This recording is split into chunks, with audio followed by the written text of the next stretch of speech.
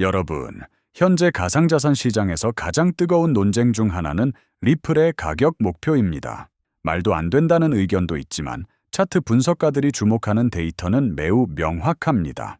현재 리플의 차트 구조가 2009년 폭등 직전의 아마존 주가 차트와 거의 100% 일치한다는 점 알고 계셨나요?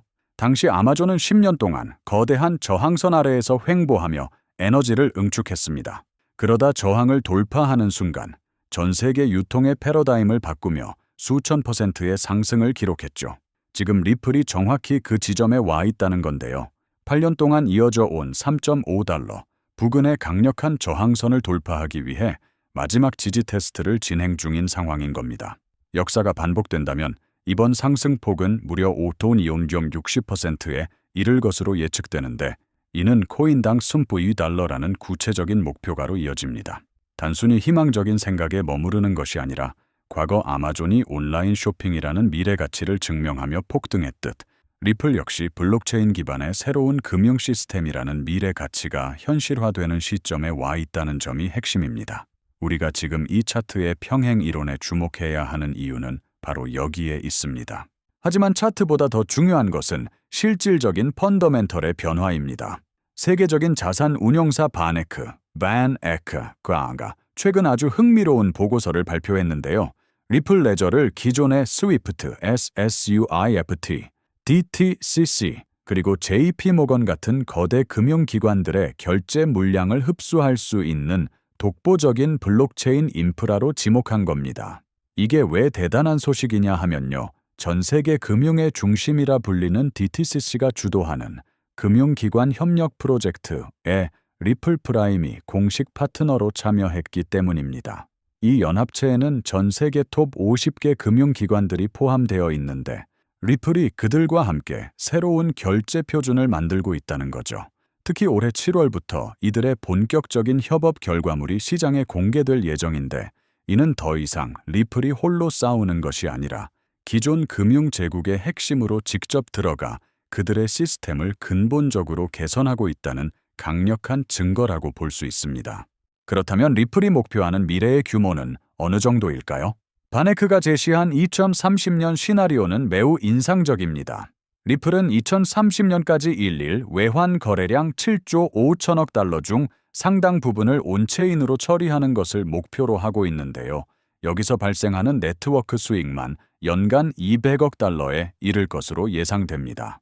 이미 JP모건의 키네시스 시스템이 마스터카드와 리플 레저를 통합하여 중요한 테스트를 마친 상태입니다. 이것은 단순히 전송 속도가 빠르다는 것을 넘어서는 혁명입니다.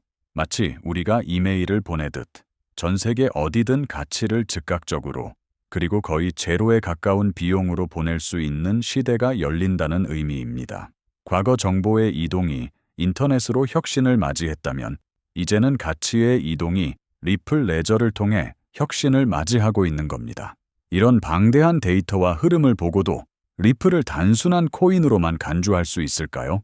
더욱 놀라운 사실은 스위프트와의 관계입니다. 그동안 리플의 주요 경쟁자로 여겨졌던 스위프트가 최근 하이퍼레저 배수 비수 기술을 기반으로 한 새로운 이더리움 가상 머신 EVM 호환 시스템을 도입했는데요. 이것이 리플에게는 매우 큰 기회가 되고 있습니다. 스위프트의 새로운 플랫폼은 이더리움 가상 머신과 호환되는 모든 네트워크와 직접 연결될 수 있도록 설계되었는데 여기에는 당연히 리플 레저의 이더리움 가상 머신 사이드 체인이 포함됩니다. 다시 말해 스위프트망에 리플 레저가 직접 연결되어 자금이 흐를 수 있는 길이 열린다는 것입니다. 특히 아날로그 방식의 스위프트 시스템을 고수하던 주요 인사들이 물러나고 새로운 경영진이 들어서면서 리플과의 협력 가능성은 그 어느 때보다 높아진 상황입니다. 이제 제3의 중개기관 없이도 스위프트망을 통해 리플의 기술이 전 세계 은행으로 확산되는 시나리오가 현실화되고 있는 거죠.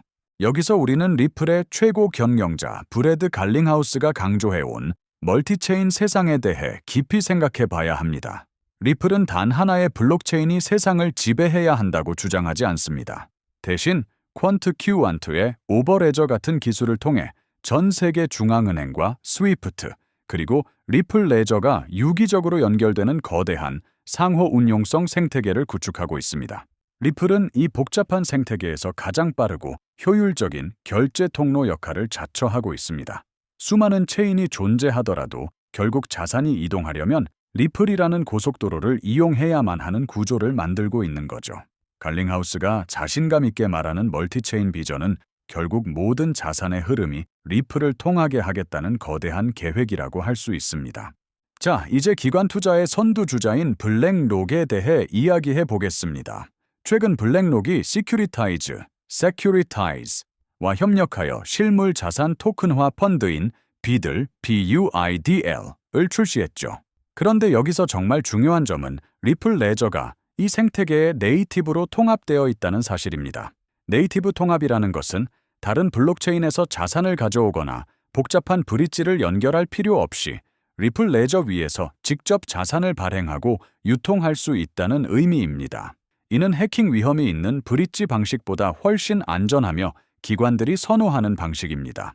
특히 리플의 스테이블 코인인 RLUSD가 블랙록의 토큰화 자산과 결합하여 스마트 컨트랙트 기능을 수행하게 되면 기관 자금은 자연스럽게 리플 생태계로 유입될 수밖에 없습니다.